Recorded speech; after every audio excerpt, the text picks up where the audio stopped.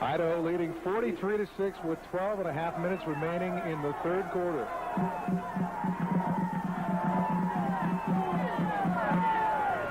The give is to Thomas. Hayner is there.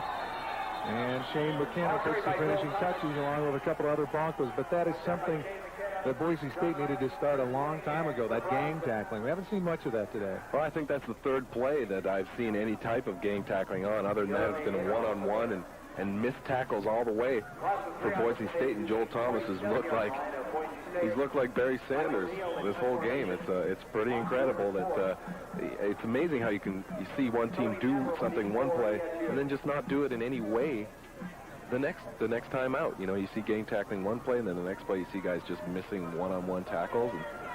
And it's a weird deal. A fake to Thomas. And speaking of Joel Thomas, the Vandals leading the game 43-6. Run a fake punt for a touchdown.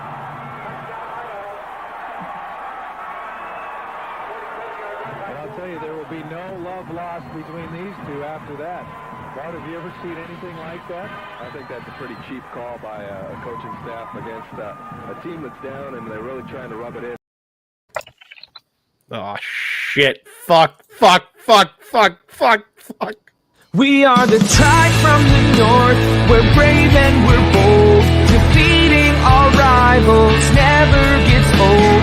Making our way to the Big Sky Conference. Watch out, 'cause here comes the silver and gold. Whoa, whoa. This is Tubbs at the club for the Vandals of Idaho.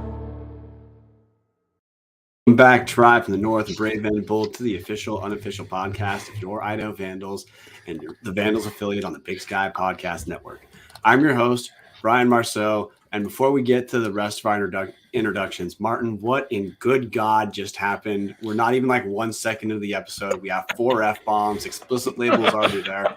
You got to tell everyone, like, what was the panic attack for? Did you just find out Sailor Jerry's is out at the Moscow liquor store, or what's going on? No, I thought there was more time left on the intro. My dad texted me, and I didn't realize it ended.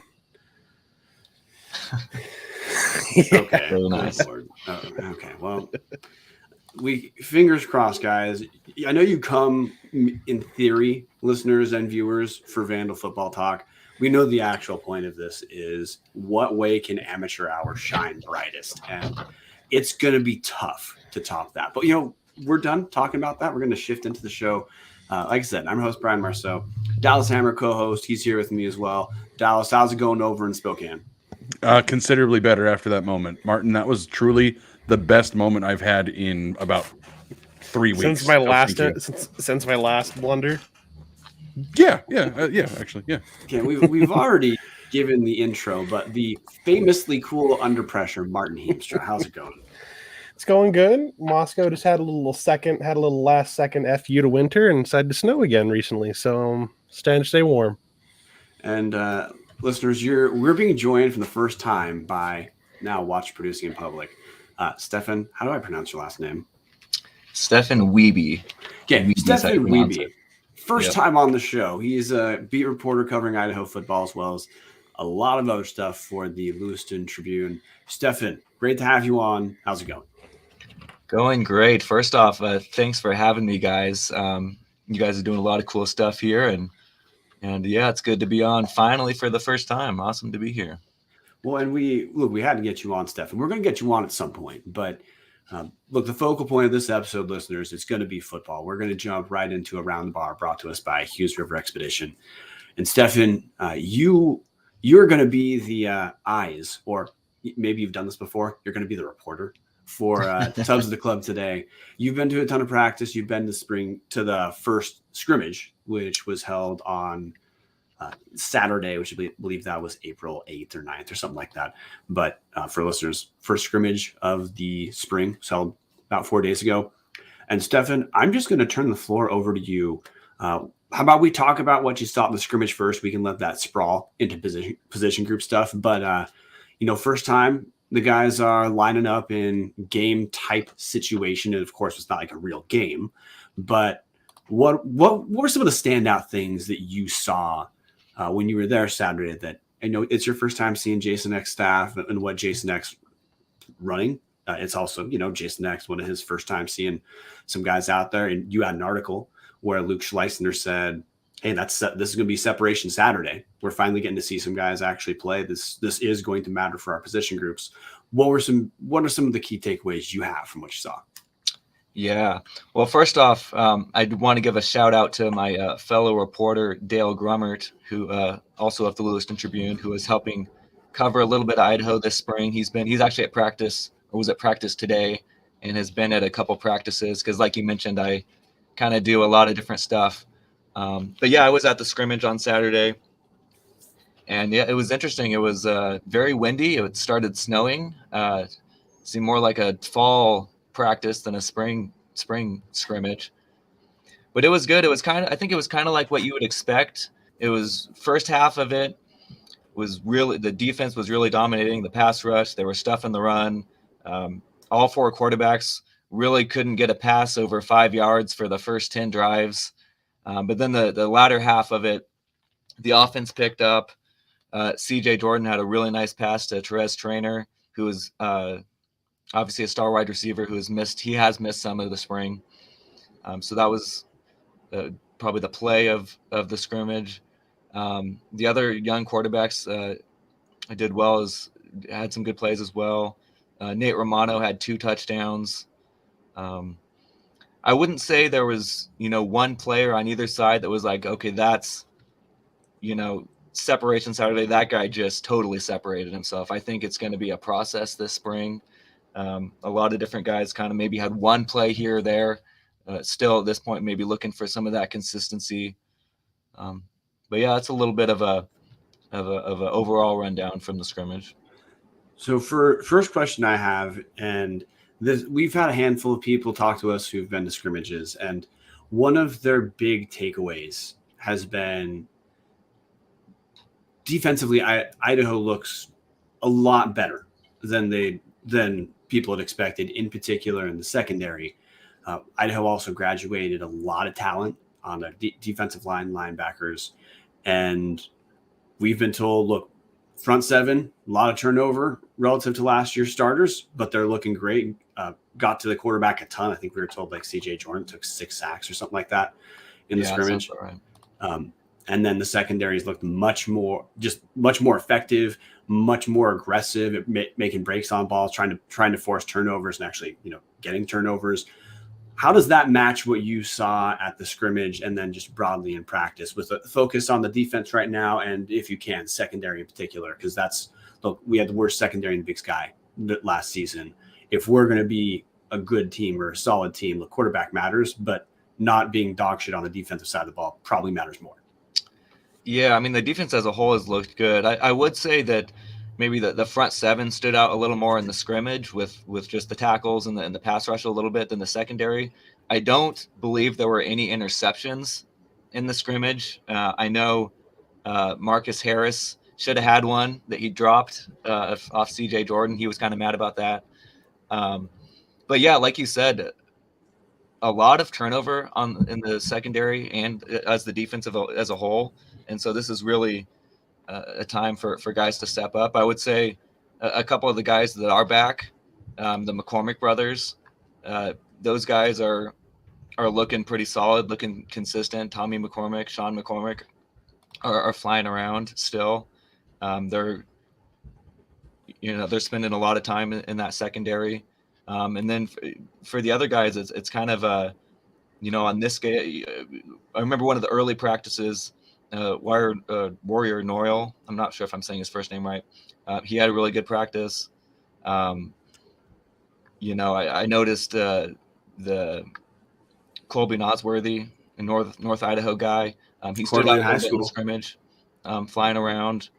But I think that there's a lot of competition there right now, and by the end of the spring and then fall, we could see, something maybe totally different. There's still guys fighting for those secondary spots. I would say outside of the McCormick brothers. Stefan, I have a bit of a follow-up to that. So you said that the front seven has looked better than the secondary. Said, 6 sacks on CJ. Is that more of the front seven continuing to be like the focal point and strength of the defense? Or is that more on the offensive line being so young and inexperienced? I think it could be, with how much, Idaho lost some guys on the front seven too. So it seems like, it'd maybe take a while for them to get going, but they've looked pretty fast. I don't know if it's the offensive line in particular. I think a little bit of it's on the quarterbacks of, they got to get the ball out. They got to, it's kind of this early in the spring. I think it's obviously like CJ, for example, is coming back from an injury. He's trying to get his rhythm back. The other guys are pretty young. So I think it's maybe the quarterbacks have looked a little, they maybe a little slow, a little not, and that can lead. I don't think it's just like the offensive line. But yeah, they've the front seven has looked good. Leo Tomba had one of the sacks. The junior college transfer Devontae Keys, he was the battle axe recipient. He stands out a lot. He's a big guy out there. Fave had one of the sacks, and so those guys are flying around for sure. So I'm just going to get right to the meat of this. I think what a lot of our listeners want to know is this team going to be any good? You can't really tell from the spring practices, but is there hope that this team is going to show at least the building blocks of building a new era of Vandal football?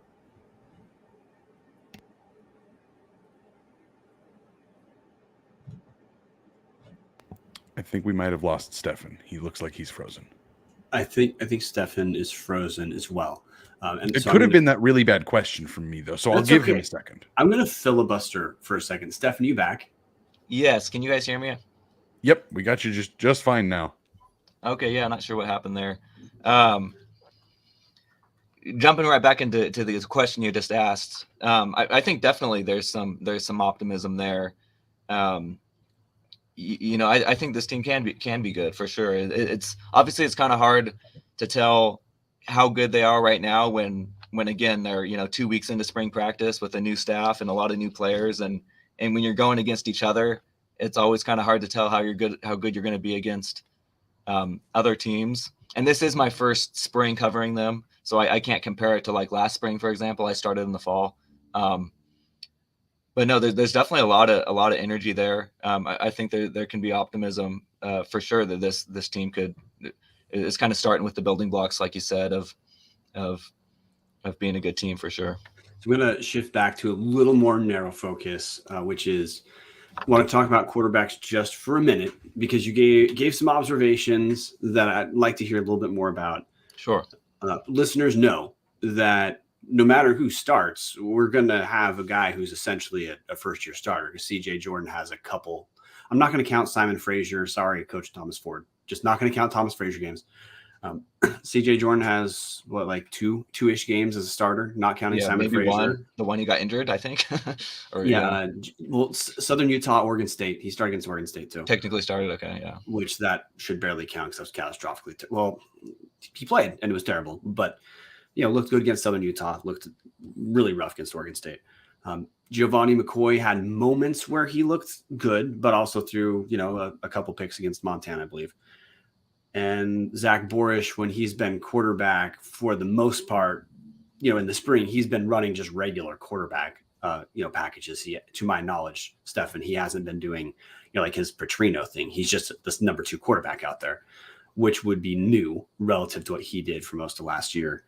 When you say that, quarterbacks are having trouble completing passes, I'm sure some of that was the wind, but how much of that was, I don't know, just a lot of kinks that a lot of guys are probably just going to take some time to work out. Yeah, I think it was, I don't think it's anything to be super concerned about because it was a little bit probably the wind. I talked to CJ after and he kind of downplayed the weather, but Coach Eck was like, yeah, we started going into the wind. And also just probably a little bit of nerves there with this is the first game-like scenario. Again, separation Saturday, these guys want to make a big impact. and a little bit of nerves right away. And they did all kind of settle in and have some good drives later on in the scrimmage. And so I think that was a good sign. But yeah, could you say that question again? No, what I was curious about is with, like you said, the quarterback play was, I don't know, maybe not what the players were hoping for, but it's pretty dang early. How much of it from what you saw looked like, hey, the guys don't have their timing down, or these guys haven't been season-long starters. None of them have that many reps in a new offense. They're just not yet effortlessly comfortable, let's say. How much was that versus, I don't know, maybe quarterback's a position that we should, I don't know, temper expectations for? No, I do think what you said, kind of the first part there, I think that's probably mostly it, is just trying to find rhythm again. That's something that CJ talked about, is trying to get his rhythm back. And this early in the spring, learning a new offense. I would say that's probably most of it at this point in the spring, rather than, like none of these guys are going to be any good or something like that. I think they'll continue to get better.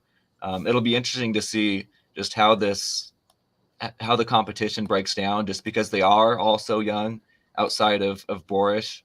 I know Luke Schleissner, the offensive coordinator, said the competition probably is going to go through fall camp.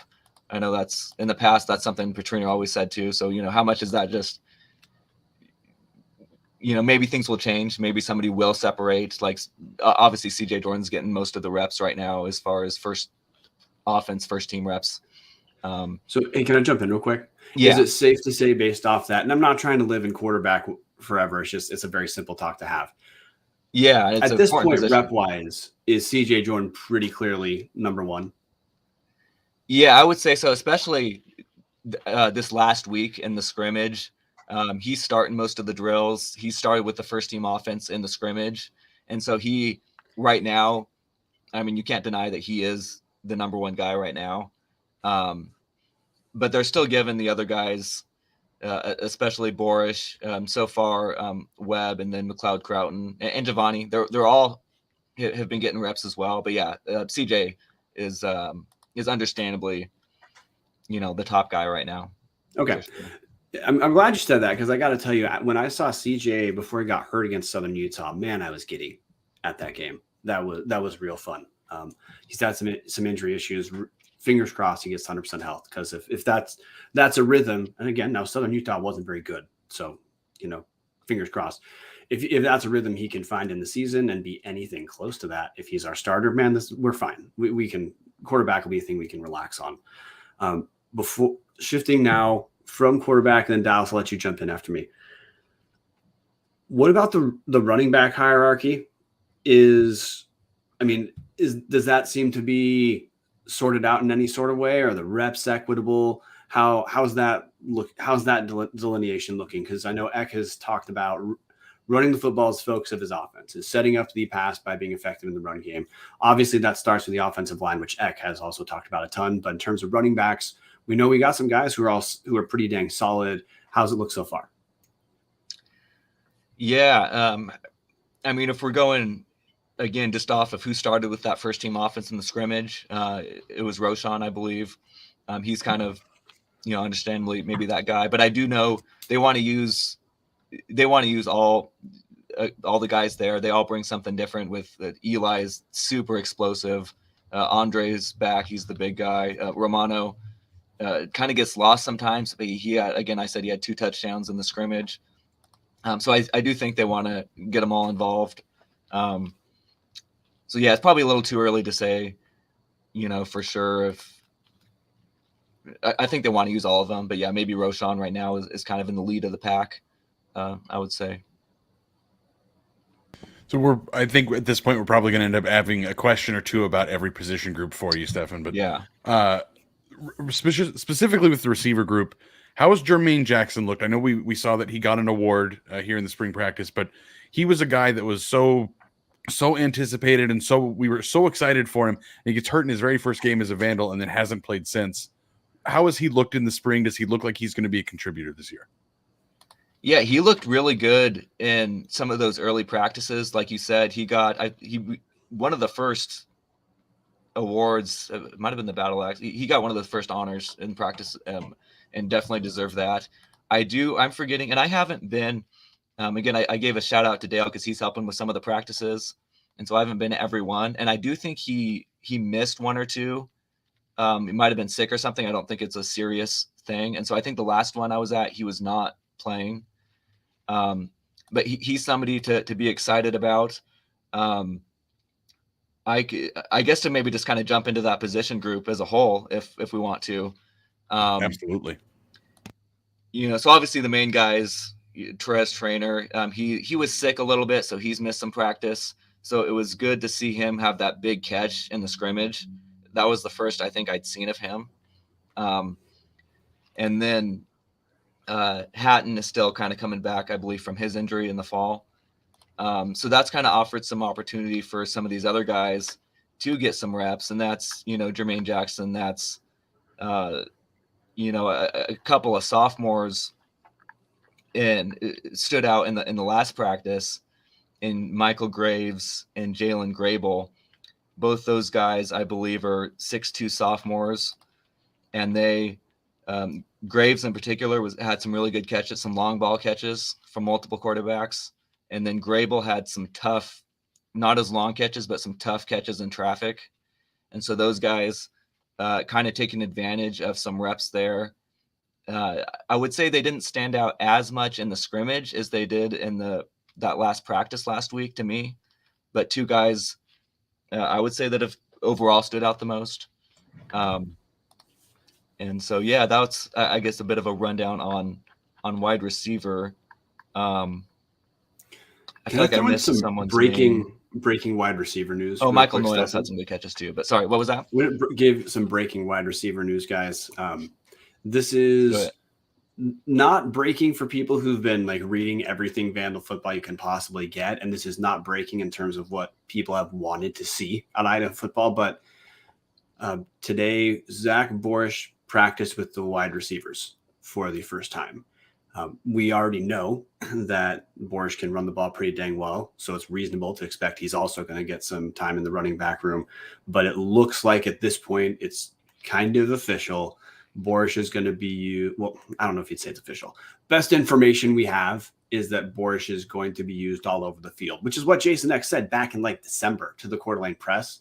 But Stefan, we've talked previously, Borish had only been in the quarterback room. So exactly, the big shift to me today that I would call quote unquote breaking is even last year when Borish was not exactly a traditional quarterback, he was just running the ball. And now he's also playing wide receiver, looking like he's going to get some time at the slot as well. So I guess the plan to have him all over the field looks like it's coming to fruition, which to me is thank God. That's the resolution we're going to have with Zach Borish. Yeah, that's exciting. That makes me wish I was out there at practice today to see what he looked like there for the first time. That would have been fun to see. Hopefully Dale will have to fill me in on that. But yeah, that is interesting because I think through those first 2 weeks that, yeah, like you said, they just had him at quarterback. I maybe just really focusing kind of on that quarterback stuff. But now getting back to kind of being a guy who can do multiple different things. I think it'd be exciting to see him at wide receiver and running back still. He is one of the most, composed playmakers on the offense, I think. He's really good in space. And so getting him the ball in the slot, that makes a lot of sense to me. So it'll be interesting to see. You just said the thing that I'm stoked about, and I think listeners are stoked about, is last year, even when Borish got the ball, it was run it up the damn middle, and every single person, not just on the field, but everyone in the audience knew what was going to happen. And he still was our best home run threat as far as a runner last year. So man, if we can see him get the ball in space, like you said, I don't know, dude. That's just another reason why it feels so damn good with the changeover. Which a different question I have for you, Stefan, is now this is more just environmental because you're at the practice field.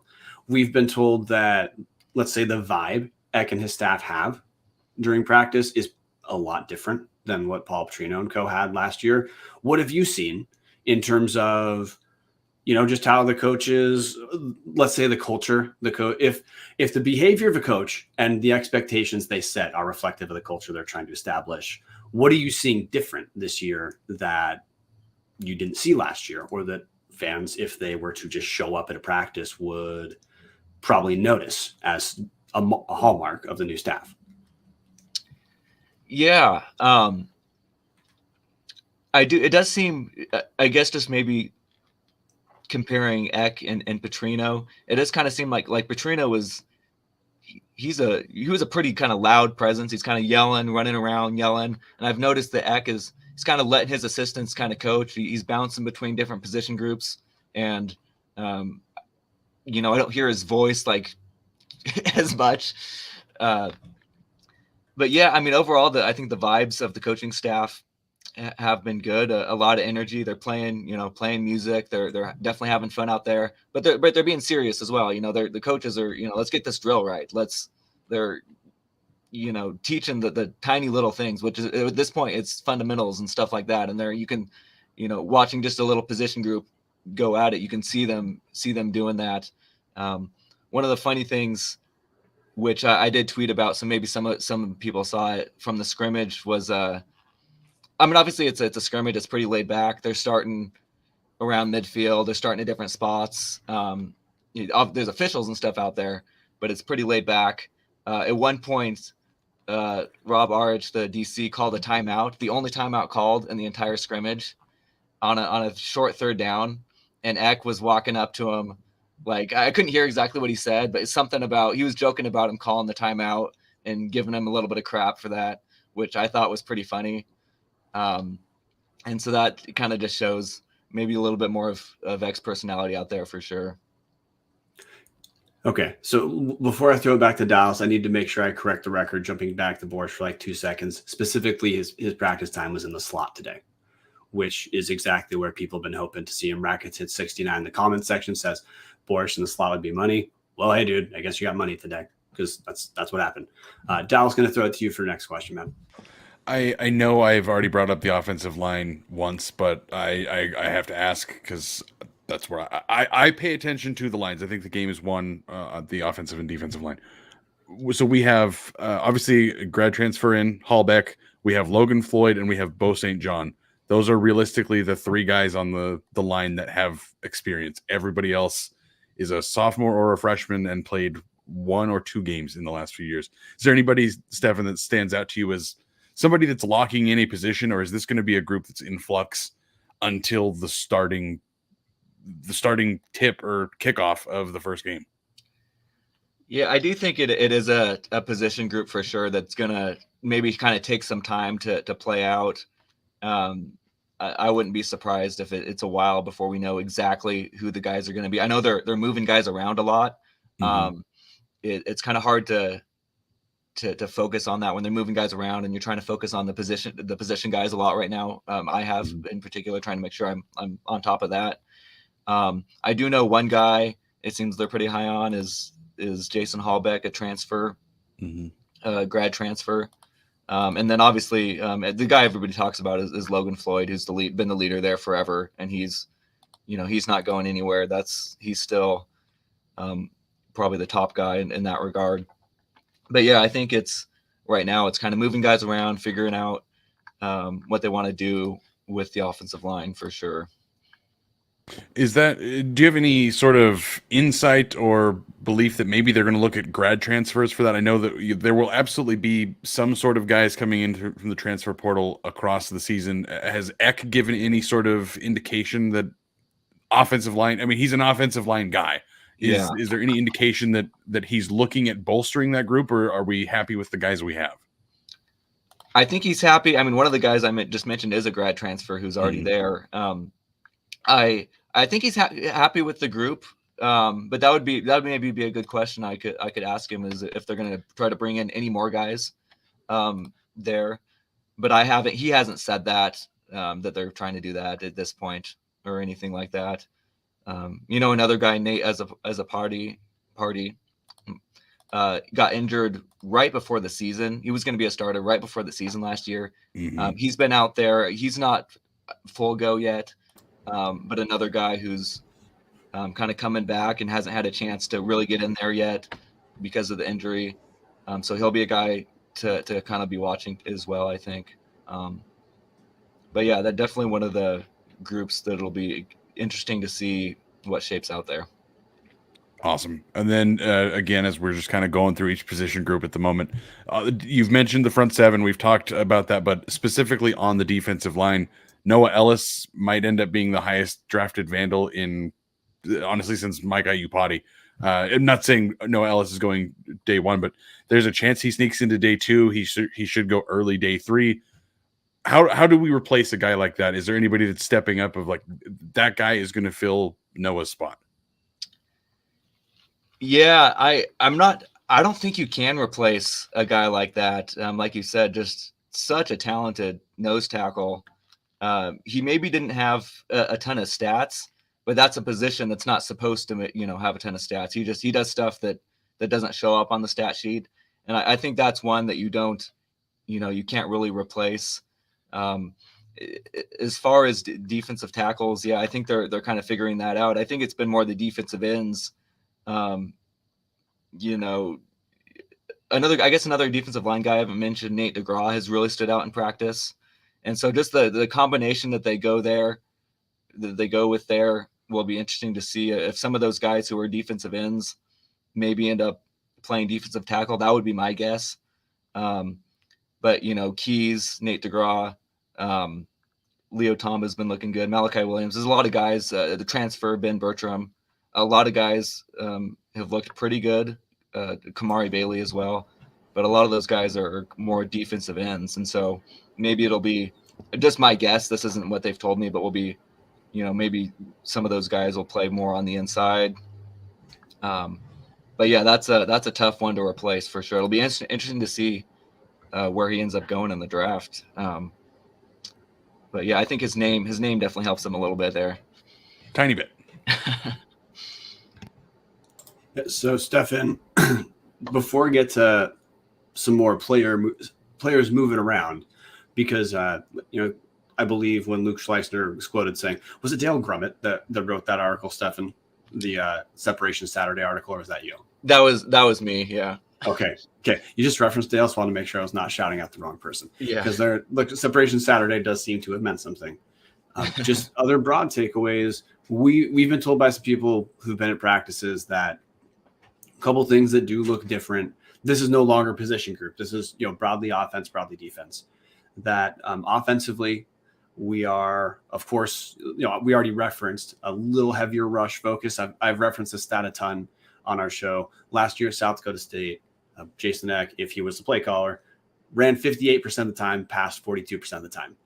Which, hey, that sounds like a run first kind of guy. Sounds like that, that ratio. Not that it's going to live at that number, but to expect, hey, 58, 42, 60, 40, something like that. Expect it to just skew a little bit towards the rush over the pass. So we know that part, but we've also been told offensively, look, we're seeing a little bit more complexity in both what's being set up on offense and being set up on defense.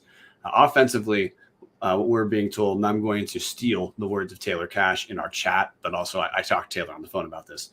A lot of motion and a lot of formation changes on the offensive end, but also defensively, a little bit more work to disguise coverages, particularly to allow the secondary to be a little bit more aggressive. We're not seeing that cushion that just made Vandals go wild last year defensively, where our DBs were to not get burned over the top. We're leaving guys pretty dang open underneath for chunk yardage. That type of coverage we're being told is looking different under Rob Orich than what we saw last year with Bresky. Do those kind of broad explanations match your takeaways from what you're seeing offensively and defensively about what just looks different this time around? Yeah, I think that's a good kind of overall takeaway for sure. One thing that was actually kind of interesting when I was talking to CJ after the scrimmage is he actually said the offense was a little and I'll have to maybe follow up with him about this and whatnot. We were kind of doing some broad stroke stuff, but he said it was a little easier to pick up actually than the last offense, maybe a little more quarterback friendly. But I'm not sure exactly what he means by that. But yeah, as far as what you were saying, A lot of motion shifts, a lot of maybe just a good way to describe it. They're moving guys around, and that's not something we maybe saw as much with the last offense. I know Luke Schleisner has talked about, like you mentioned, really wanting to run the ball to set up the pass with play action and with rollouts. And so I do think they want to run the ball quite a bit to maybe set up the pass. As far as what you said on defense, I think right now guys are kind of just flying around. They want to be, with where the ball's going and stuff. I do think that long pass that CJ had to Torres in the scrimmage, he said he kind of saw something with the safety that maybe he was going to have that over the top pass, which ended up working out. But yeah, overall they were really limiting long passes. That was there was a couple others that were a little shorter, but they were the secondary was doing a good job of keeping everything in front of them for sure. Yeah, Orich on our show said it might sound counterintuitive to people, but he wants to build his defense from the back forward, as in eliminate the big plays where you can get beat by a few big plays, and then once you're sound on the big plays, to obviously do the best shutting down your position you're going to, and to just based off what we've been told. And again, we're not trying to extrapolate too much, guys. We all know it's spring. We all know we're like 2 weeks into this, but look. That's the fun part right now is a lot of this stuff will change and stuff as it's going, but it's still fun to just see what it looks like right now. Oh, well, no, spring is the prologue for the actual season. So we're looking at, what's our prologue telling us we're going to see in the actual season? And the fact that what Orch said and what you're describing are things that look like they're present in the spring. Well, you can probably gamble that's what the defense is going to be based around come fall. So I guess I have a positional thing I want to go over real quick, Stefan. These are tips we have, guys, not breaking news, not a press release, but we feel pretty good about the information we're given. Quarterback room looks like it's going to shrink pretty dang quick. A couple guys on the roster who we were told had some position changes. We're told Nate Sisko is going to be leaving the program. He hasn't announced anything, although his Twitter doesn't say University of Idaho anymore. So, hey, we'll see. If he transfers, we're grateful for his time as a Vandal. If he doesn't transfer, hey, sorry for making it sound like you were. That's our tip right now, is that Sisko is going to leave the program. Also told that Kenji Turamura, freshman from Ontario, Oregon. He's listed at quarterback. We're told he is going to be moving into the tight end group. And Tyler Webb is a guy we've been told to watch for potentially being on the move. He's freshman quarterback. He gray shirted last year. Pretty athletic. He was in the football dunk contest looking okay. Didn't win it, but certainly didn't look bad. We've been told he's a candidate to move to safety, but not 100% sure that's on the table. He's also just had some health stuff going on he gray shirted last year, wasn't able to, take part in practices. So I don't know how much the coaches have actually seen him, but we're told he's a guy to look at potentially being onto defense. Any reaction you have, Stefan, to any of those, not official things, but just tips we were told? Yeah, I would say overall, it doesn't surprise me with 7 quarterbacks they had at the last practice I was at. That's in Schleisner was like, this is the biggest quarterback room I've ever been a part of. And that is, hey, can I pause you real quick?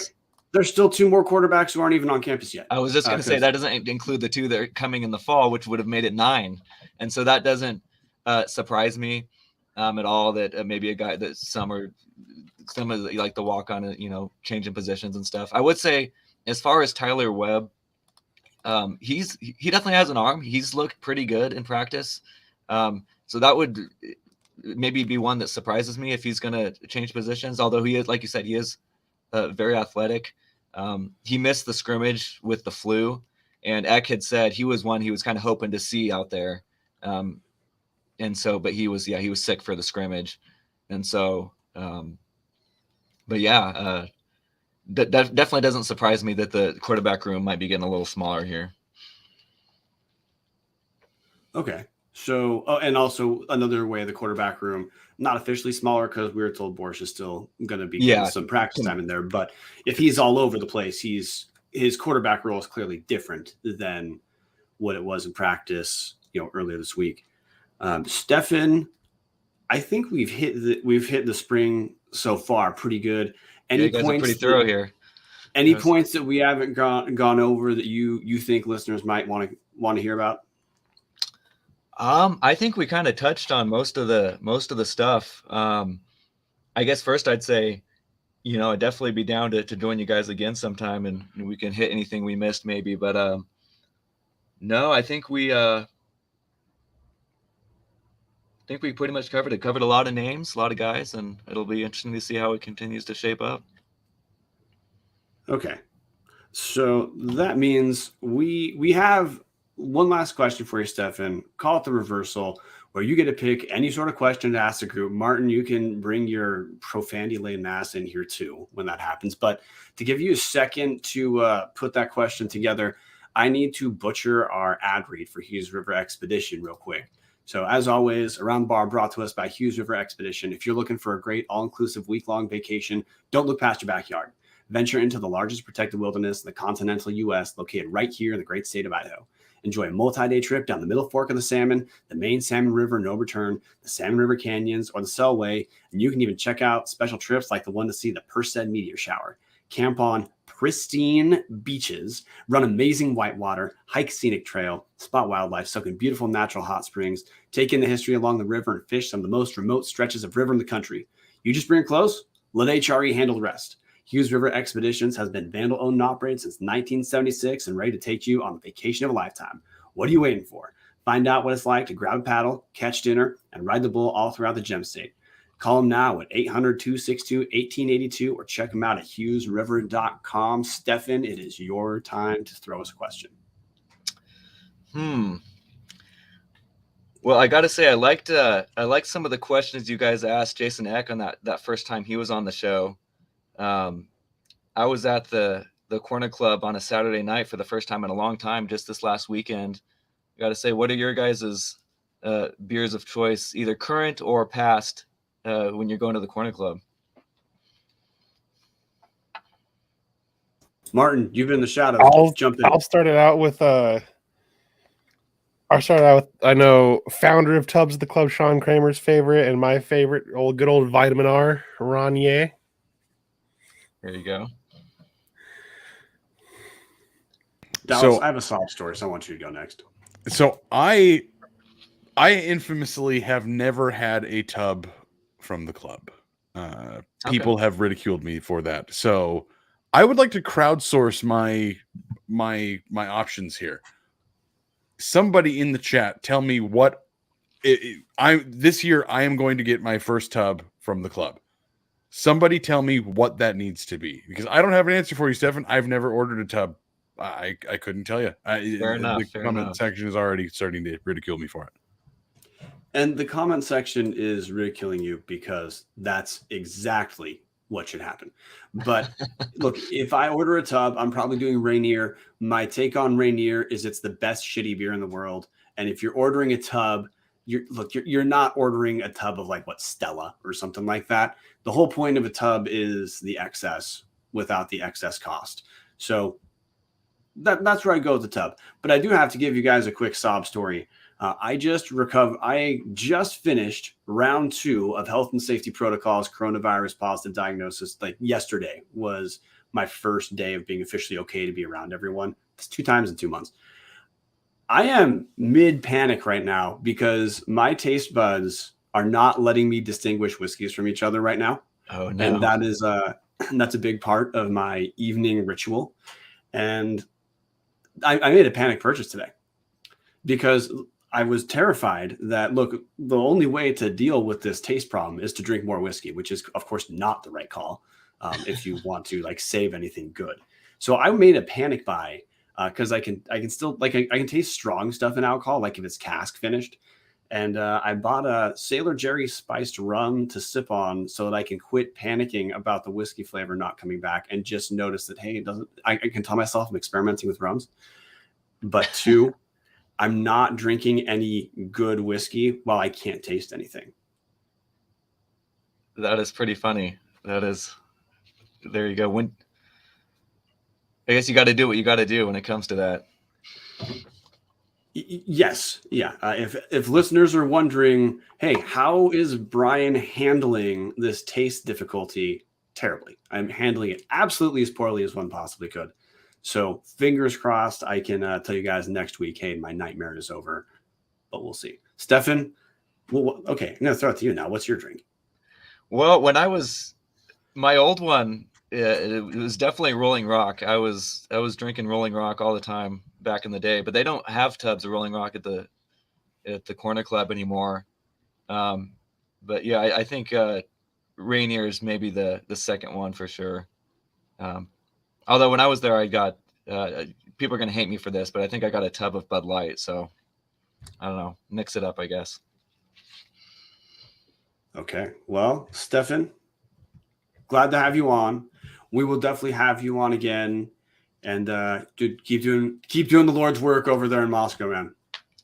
Awesome. Thanks, guys, for having me. Enjoyed being on the show. All right. That's Thanks, Stefan Stefan. Wiebe, everyone. Lewiston Tribune. Also, you'll see his stuff in Moscow Pullman Daily News. We're officially gonna jump out. Stefan is out. I was about to say if he is really struggling killing that window, he can stay a little bit longer. He was waiting for us to say, subscribe to the Lewiston Tribune or the Moscow Pullman Daily News to support him. That's what he was waiting for. I could see it in his eyes. Okay. Well, hey, we just got it out. So, Stefan, my bad, dude. I will text him later to say we got out. So, shifting now, we have a couple of just small items that we have to get to relating to just Idaho sports. Some of these things are pretty quick. Like there were official visits during the scrimmage. AJ Mayer, potential transfer quarterback from Miami of Ohio. He saw action in 3 games last year at Miami of Ohio. That's MAC football. So hashtag MACtion. Reddy Short, potential. My God, thank you. Reddy Short, potential transfer safety from Pac-12 Arizona. He made his official visit. So still pay attention, guys, for news relating to transfers, because though most recruitment's done, look, there's a lot of people in that transfer portal all across the nation. There's still some good guys to be had. So that recruitment work for next season has not yet stopped. At this point, Dallas, do you think we're ready for the transfer portal? I think we need to rip the Band-Aid right off of the transfer portal. So after you guys subscribe to #OnlyTubs, patreon.com/Tubs the Club, and after you subscribe to the Lewiston Tribune so you can support Stefan and the work he's doing. I have no bridge. I just want to say subscribe to those. Final edition of the transfer portal, guys. And you know, if you're a longtime listener, what the transfer portal means. Chuck Staben, the guy that we have all been wondering what is happening, University of Idaho's most deeply loved biology professor and former president, has announced on his blog, which, I mean, listeners probably know this because we're all checking Chuck Staben's website every goddamn day to see what he's doing. Chuck Staben has officially retired from the University of Idaho 2 years after being a professor. I don't know how much his heart was in being a professor, because he's specifically saying he's retiring from the University of Idaho. And in his press release and/or blog, he said he's still open to being a president or a consultant elsewhere. So it sounds like this is not making fun of him. Everything else before is making fun of him. Everything else after is making fun of him. It sounds like he had his heart set on being an administrator and being a professor, even though it was good for him to have that written into his contract once he was, fired from being our president. He doesn't seem to really be that into being a professor. He wants to be on the administrative side of things, done being serious. Chuck Staben is no longer part of the University of Idaho, Dallas.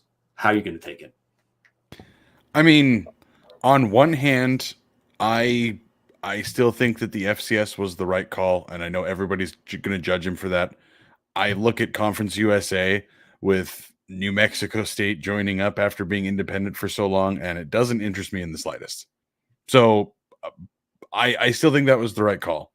I also think the guy was a pompous dick about it, and was a pompous dick for years about it. Even the blog post here is written so pompously. Scroll back up to the top of that, Marten, and he says, I retire as a professor from the University of Idaho. However, I would be willing to do all of these other things somewhere else. It just, I don't know. It just rubs people the wrong way. I've never met the guy. I'm guessing he just has one of those personalities where you just want to punch him in the face. I mean, we all know people like that. He's probably one of those people. He ended up being the president of our beloved university. So it's finally gone, I guess. That's the positive thing to say. Brian, you're muted. I thought we were going to get through an entire episode without me saying that. Here we are 50 minutes in, and I'm finally dropping it. Brian, you're muted. Motherfucker. And I knew Marten was going to jump in with that clip, so I waited to start talking. So I am, Dallas, I'm like you. I'm not going to relitigate the FCS, FBS thing. I like where we're at. I was one of the few people who us moving down classifications brought me back in and got me to my first donation to the Vandal Scholarship Fund. But I do know that you can be a guy who likes being in the Big Sky and still understand that a lot of boosters really didn't like Chuck Staben. Why I call him Nick Staben? Jesus.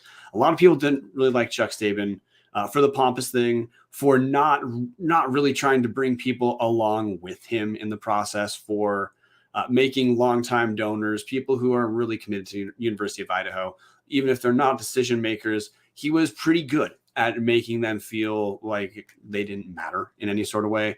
Also, if you're like us on this show and you think you are frustrated about men's basketball and the fact that we're trotting Zach Klaus out again, and look, Terry Golick owns that, and that's her screw up. People should absolutely be upset about that. Chuck Staben was fine firing Don Verlin as his final act, or approving the firing of Don Verlin as his final act on the final hour of his final day as president of University of Idaho. And that's not to say Don Verlin would have saved our program or anything, but you can guarantee Don Verlin was not going to be as bad as Zach Klaus has been these last 3 years. So look, Terry owns being married to this Zach Klaus mess that she will not get away from. But the guy who opened the door for Terry to just swing and miss on basketball the way she has, Chuck Staben, Pete Isaacson. So to me, this is a good day. Whether you're, again, if you're a person like me who likes being in the FCS, I don't mind seeing a guy that people have reasonable antagonism toward no longer be affiliated with the university. If you're a person who's going to still not be touchy about the FBS stuff, well, this is a win for you too. Marten, you've been on the shelf talking about Chuck Staben.